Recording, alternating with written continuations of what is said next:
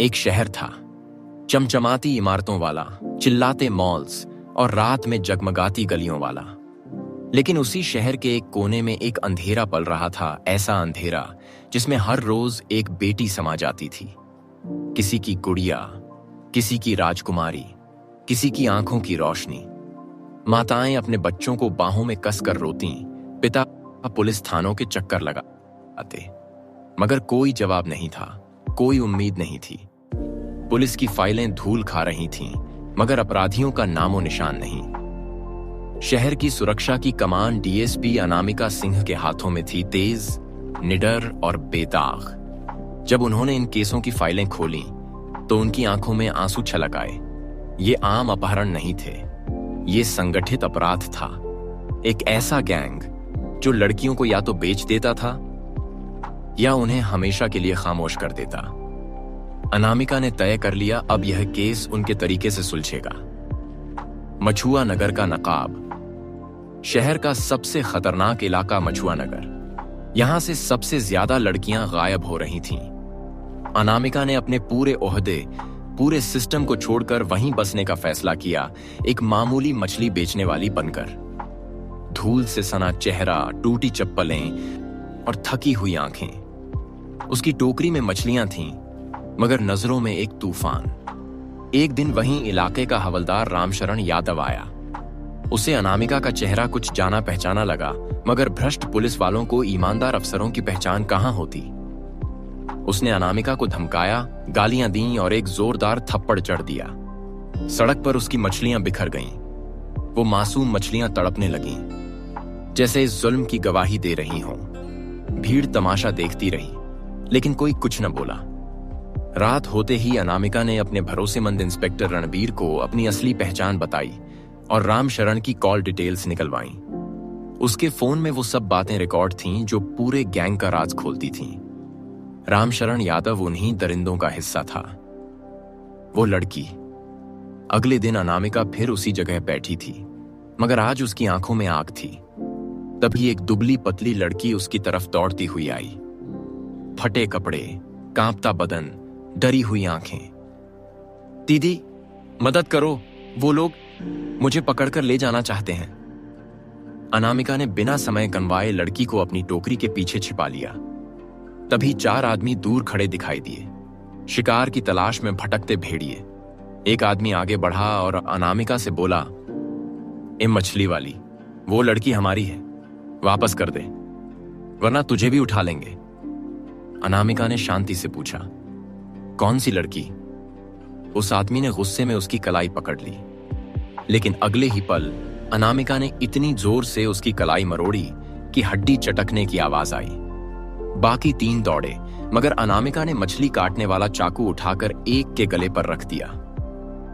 अब बोल कौन कौन शामिल है इस धंधे में। लेकिन तभी किसी ने पीछे से उसके सिर पर वार किया। कैद का कमरा। आंखें खुली तो सामने अंधेरा था, हाथ पांव बंधे हुए। बदबूदार कमरा, फर्श पर खून, कोनों में फटे कपड़े और पुराने खिलौने, जैसे यहां कई बच्चियां कैद की गई हों। एक दीवार के पास एक सिसकती बच्ची बैठी थी, करीब 16 साल की। चेहरे पर चोटें, आंखों में खून। डरो मत, मैं तुम्हारी मदद करने आई हूं, अनामिका ने फुसफुसाया। लड़की ने सुना, मगर आंखों में यकीन नहीं था। तभी दरवाजा खुला। 2 आदमी अंदर आए। तो तू पुलिस वाली निकली, अब तुझे भी उन्हीं लड़कियों की तरह तड़पना पड़ेगा। अनामिका बेबस थी, लेकिन टूटने वाली नहीं। लड़की धीरे से पास आई और बोली, यहां बहुत लड़कियां हैं, बहुत सारी।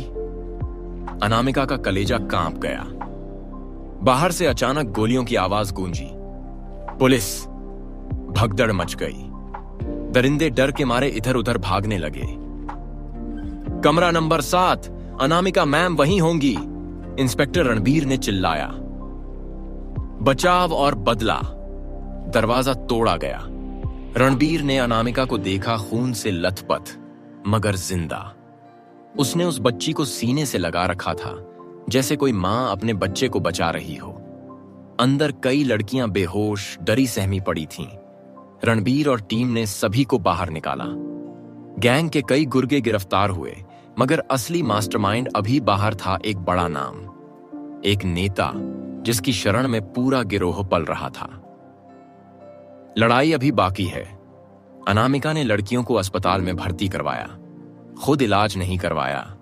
पहले बच्चियों का इलाज जरूरी था। चेहरे पर अब भी चोटें थीं, मगर नजरें पहले से भी ज्यादा तेज थीं। जब तक एक भी मासूम इस शहर में डरकर जी रही है, मेरी लड़ाई खत्म नहीं होगी, उसने मीडिया से कहा। अनामिका सिर्फ एक नाम नहीं, एक आग है। एक ऐसी आग जो तब तक बुझती नहीं जब तक अंधेरा खत्म ना हो जाए। अनामिका अस्पताल के बिस्तर पर नहीं, बल्कि वार्ड में सोई छोटी बच्चियों के सिर पर हाथ फेर रही थी, जिनके गालों पर कभी खून के धब्बे थे, अब वहां मुस्कानें थीं। मगर उन मासूम मुस्कानों के पीछे अनगिनत चीखें थीं जिनका हिसाब अब भी बाकी था। इंस्पेक्टर रणबीर ने उसे फाइल थमाई। मैम, सीसीटीवी फुटेज में साफ दिख रहा है मंत्री जी का बेटा विक्रम यादव खुद उस जगह आता था और उसके आदमी सब वही थे, मगर केस दायर करते ही ऊपर से दबाव आएगा। अनामिका ने फाइल ली, उसकी आंखें सख्त हो गईं। अब कोई दबाव काम नहीं आएगा रणबीर, अब सिर्फ न्याय की आवाज गूंजेगी, चाहे संसद में गूंजे या सड़क पर। डर और धमकियों के बीच जैसे ही अनामिका ने विक्रम यादव के खिलाफ केस दर्ज कराया, पूरे शहर की हवा बदल गई। मंत्री ने कैमरों के सामने बयान दिया, ये अफसर पागल हो गई है, मेरे बेटे को फंसाने की साजिश हो रही है। उसी रात अनामिका के घर पर पत्थर फेंके गए। एक धमकी भरा चिट्ठा फाटक पर टंगा मिला, अगर अपनी जान की सलामती चाहती हो तो केस वापस ले लो। लेकिन जवाब में अगली सुबह अनामिका कोर्ट पहुंची और केस की कॉपी मीडिया को लीक कर दी। अब ये सिर्फ एक केस नहीं रहा, ये एक आंदोलन बन गया। जनता की आंखें खुली।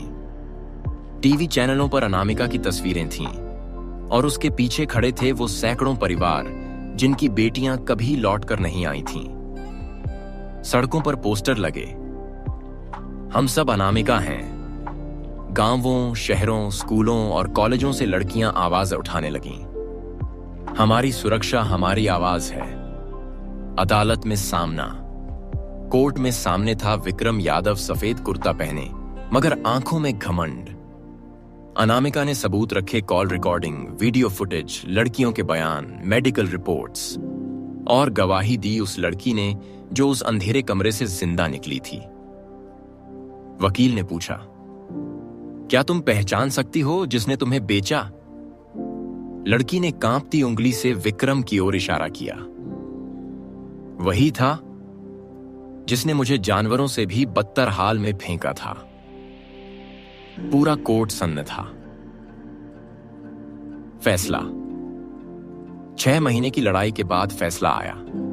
विक्रम यादव को उम्र कैद, उसके पिता मंत्री से इस्तीफा और उस गैंग के कुल 27 लोगों को कड़ी सजा। यह पहली बार था जब कोई राजनेता, पुलिस और माफिया गठजोड़ एक महिला अफसर के आगे झुका था। अंत नहीं, वो बच्चियां अब स्कूल जाती हैं। उनकी आंखों में डर नहीं, सपने हैं। अनामिका को एक नया पद मिला, राष्ट्रीय बाल सुरक्षा आयुक्त। मगर उसने एक शर्त रखी, मैं कभी भी फाइलों के पीछे नहीं बैठूंगी। मैं वहीं रहूंगी जहां बच्चों की चीखें अब भी दीवारों में कैद हैं। अनामिका आज भी उस शहर की गलियों में दिखती है, कभी किसी किताब के कवर पर, कभी किसी लड़की के गले की ताकत बनकर। क्योंकि जब एक औरत उठ खड़ी होती है तो पूरी पीढ़ी की रीढ़ सीधी हो जाती है। यह सिर्फ एक अफसर की कहानी नहीं थी, ये हर उस बेटी की आवाज थी जिसे सिस्टम ने चुप करवाने की कोशिश की थी। लेकिन एक अनामिका उठी और फिर कोई बच्ची गुमनाम नहीं रही। अगर ऐसी ही सच्ची, भावनात्मक और जागरूकता से भरी कहानियां आपको छूती हैं तो जरूर जुड़िए हमारे साथ YouTube चैनल स्टोरी इंस्पायर्ड, जहां हर कहानी सिर्फ कहानी नहीं, एक क्रांति की शुरुआत होती है। सब्सक्राइब कीजिए, शेयर कीजिए और आवाज बनिए उन लोगों की जो अब भी न्याय के इंतजार में हैं। स्टोरी इंस्पायर्ड, क्योंकि हर कहानी के पीछे एक सच्चाई होती है।